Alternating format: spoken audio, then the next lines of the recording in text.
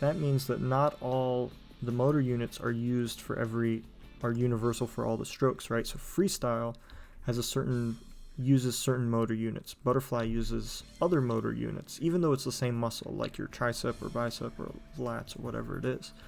So what does that mean? So just like one of the things I said before was, if you don't activate something, if you don't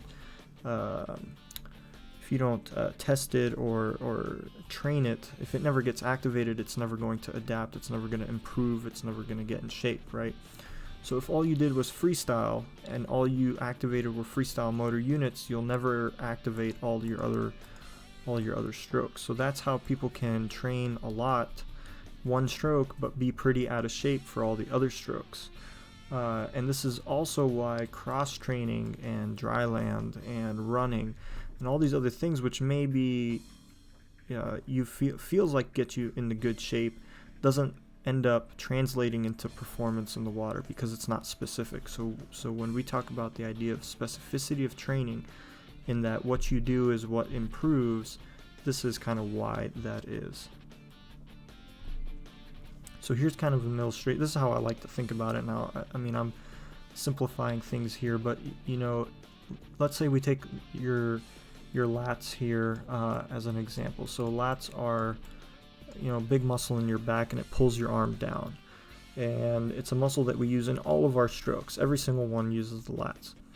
And let's say, for instance, we broke it down into 10 motor units. Now obviously there's thousands of them, but for simplicity we're just going to say 10. If you swim freestyle right here, you're going to use motor units 2, 4, 6, 7, 8, 10. If you do breaststroke, you use a different set of motor units. If you do fly, you use a different set. And I would say some people and some coaches would say that if you swim slow freestyle, you're going to use different motor units than fast freestyle. Dolphin kick is going to be different than freestyle kick. It's most definitely going to be different than breaststroke kick.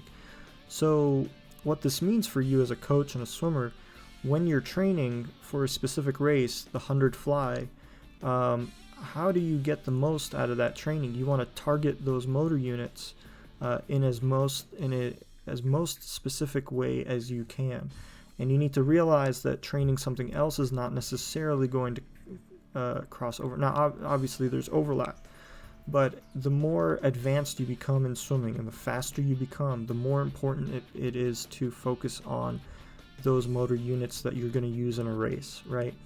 And this also explains why even Olympians can be beat in their off strokes by someone else.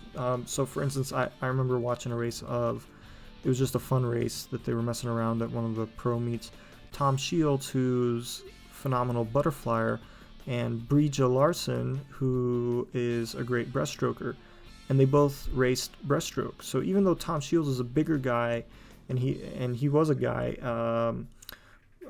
Brija, who's a girl, but because she was an expert breaststroker, she still managed to wipe the floor with him. It wasn't even a close race. It looked like he was a overgrown 5-year-old trying to keep up with an Olympic breaststroker. So this is where these concepts come into play for us as swimmers and coaches. All right.